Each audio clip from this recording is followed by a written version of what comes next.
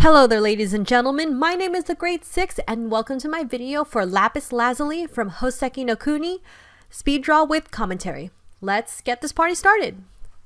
Happy New Year, everybody. Happy New Year. Happy New Year. So this year I'm really starting a big focus on art growth and trying to pick up some skills and to, how would you call it? Really just to grow as an artist.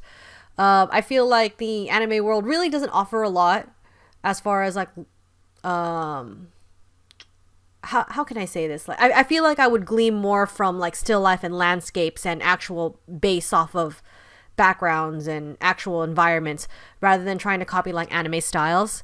So that's what I've been trying to do. So this month for January, my theme is light, and honestly, I don't think I really did a good job for that. Not to say that I don't love this piece and I don't think it's one of the most gorgeous things I've done. It's really just so much as I didn't really learn too much about light or anything on this piece. I learned how to color some really nice things, but like as far as did I learn anything about how light behaves or did I discover any new techniques that I wanted to try out for myself, it really not too much. But I did enjoy doing this piece. I do love Land of the Lustrous. I mostly read the manga. The anime is absolutely gorgeous though. The soundtrack is totally beautiful. Anyway, Lapis Lazuli, Houseki no Kuni. I chose her because she's one of my favorites. Phospholite is really nice and she's really interesting, but I really love Lapis Lazuli. So there you go. Both her and the other Lapis Lazuli from Steven Universe. I love the stone just on its own.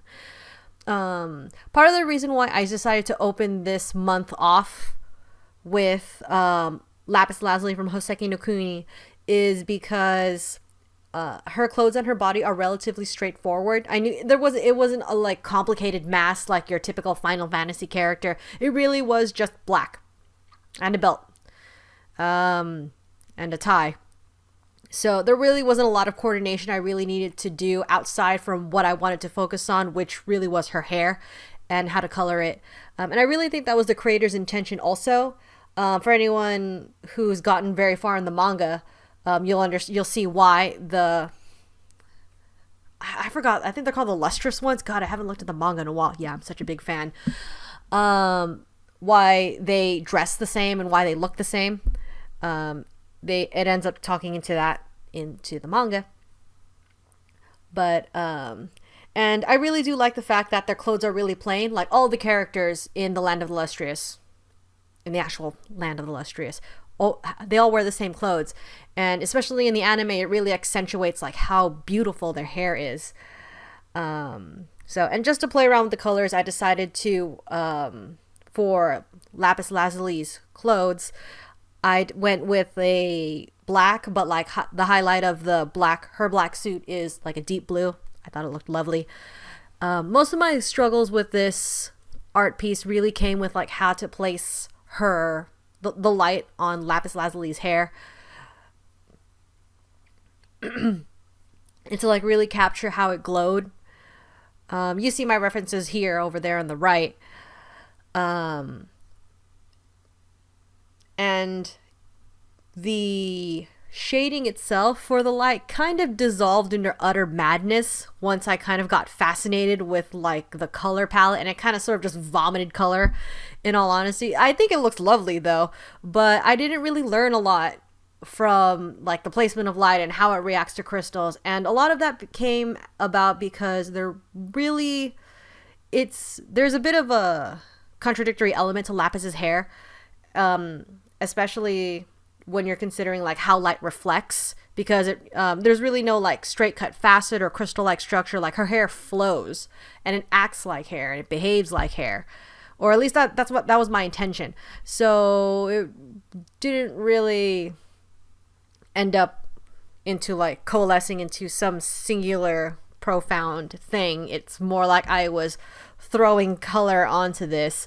But like I said, I'm still happy with how it looks like. It sounds like I'm bringing it down, but I really do like how her hair turned out.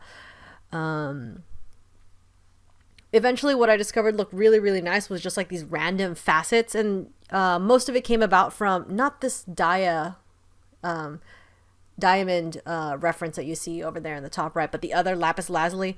And I really liked how that looked because it kind of sort of lent to just how the light enters lapis lazuli's hair and then just reflects off in random sources. And putting the, I didn't initially intend to put some light onto, like these light reflections onto lapis lazuli's, what do you call it, uniform, I guess you would say. But I ended up doing it because it made sense, especially since I was looking at the Daya reference, and I'm like, oh yeah, that's right, it reflects onto other surfaces too. And I totally just bullshitted it. Like I really didn't learn to place some stuff, but don't worry, later on I'll learn some more, I promise. That is my intent for this year, is to learn more art. So, but I think it's all right. I kind of sort of, I really did BS it. But overall, like I said, I really like how she looks. I think she's really, really pretty. As far as the background goes, I didn't really want anything that would draw away from Lapis's hair. So, went with that. Anyway, thank you all so much for watching and listening to this. You can view Lapis Lazuli on my DeviantArt page. Don't forget to check out my other social media links and my commission information down in the description below. And I will see you in the next video.